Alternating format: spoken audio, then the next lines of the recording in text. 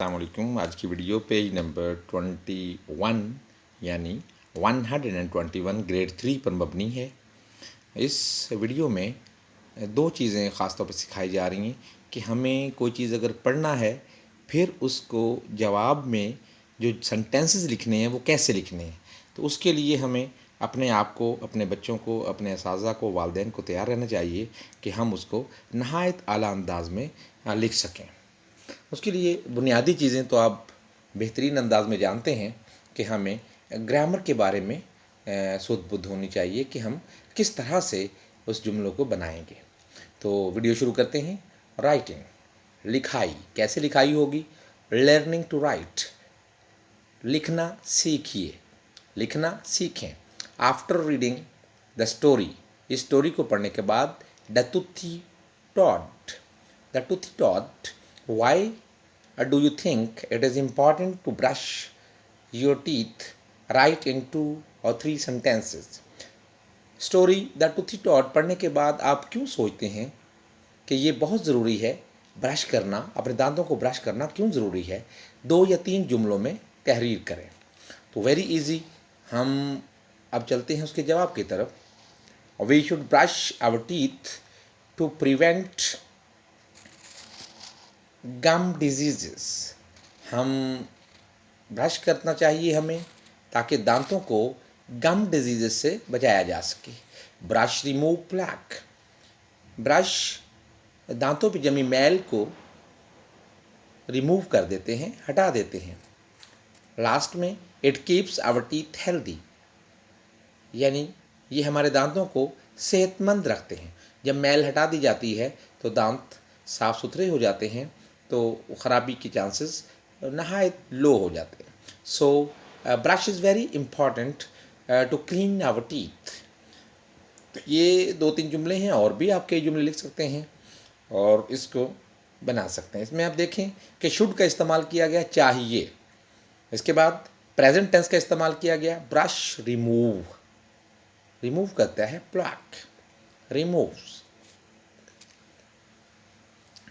इसमें अगर हम देखें तो इस सवाल में ब्रश रिमूव्स प्लैक, तो ब्रश में हम एस का इजाफा कर लें ताकि जुमला जो है वो ठीक हो जाए।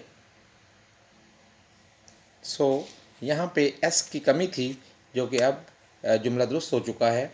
ब्रश रिमूव्स प्लैक, ब्रश मैल को हटाता है। नेक्स्ट क्वेश्चन है, explain in a few line, चंद लाइनों में वाज़ेह करें, on how you keep your room clean, कि आप अपने कमरे को किस तरह से साफ़ करेंगे। तो इसके लिए भी उसी तरह से हमें सेंटेंसेस और टेंसेस के बारे में इल्म होना चाहिए।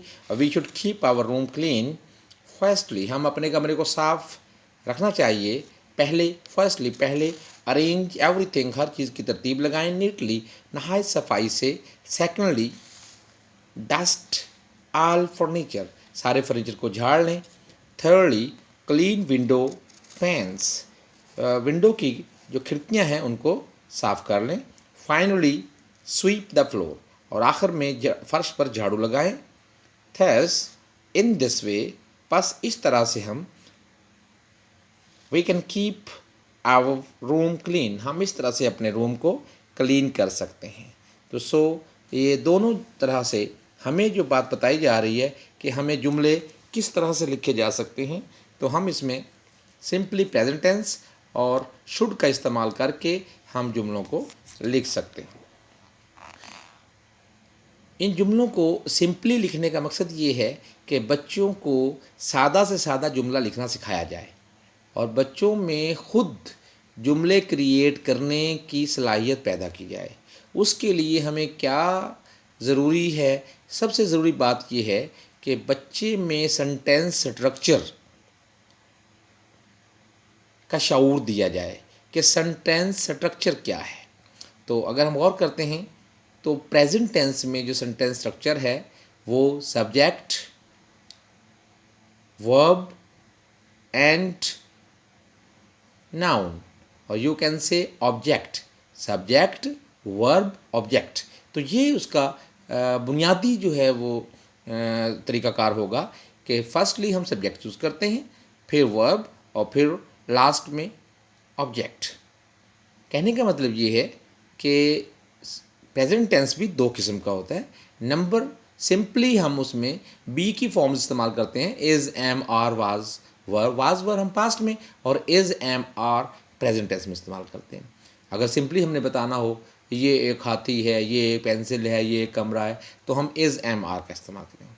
लेकिन अगर हमने उसको इनडेफिनेट सेंटेंस बनाना हो तो फिर हम क्या करेंगे, फिर हम first form of the verb with S और E S if we need, अगर हमें ज़रूरत होगी तो फिर एस और ई एस का इजाफा करेंगे। फॉर एग्ज़ाम्पल, वो सफाई करता है, जाता है, उठाते हैं, हम करते हैं, हम जाते हैं, हम चीज़ों को इस तरह से करते हैं। ऐसे जुमलों में जहाँ पे ता ते ती का इस्तेमाल हो वहाँ पे हम first form of the verb use करेंगे। तो इन जुमलों में हमने ख़ास तौर पर प्रेजेंट टेंस और शुड का इस्तेमाल किया है। उम्मीद है कि आपको ये जुमले नहायत आसानी से सीखने का मौका मिलेगा। Watch this video 2 or 3 time, you can write all these sentences very easily. तो इस सारी वीडियोस रोज़ाना ये बात मैं अपनी वीडियो में शेयर करता हूँ कि हमें इंग्लिश को सीखने के लिए उसके सिंपल स्ट्रक्चर को मद्देनज़र रखना चाहिए कि हम किस तरह से जुमले को बना सकते हैं, और उसके लिए वोकेबलरी इन्हेंस करें। वोकेबलरी बढ़ती जाए तो फिर ग्रामर के बुनियादी असूल सीखें कि नाउन क्या है, प्रोनाउन क्या है, और स्ट्रक्चर जुमले का क्या होगा। तो आज का लास्ट जुमला जो मैं आपके सामने पेश करना चाहता हूँ वो ये कि प्रेजेंट टेंस का जो सिंपल स्ट्रक्चर है वो है सब्जेक्ट, वर्ब प्लस ऑब्जेक्ट। तो इसको याद रखिएगा, सब्जेक्ट, वर्ब, ऑब्जेक्ट। सो इससे हम जुमले बनाएंगे। नेक्स्ट इंशाल्लाह ये किताब मुकम्मल होने वाली है तो हम ग्रामर में ख़ास तौर पर सेंटेंसेस और टेंसेस पर बात करेंगे ताकि बच्चे नहायत आसानी से जुमले बना सकें। Thank you for watching this video. अल्लाह हाफिज़।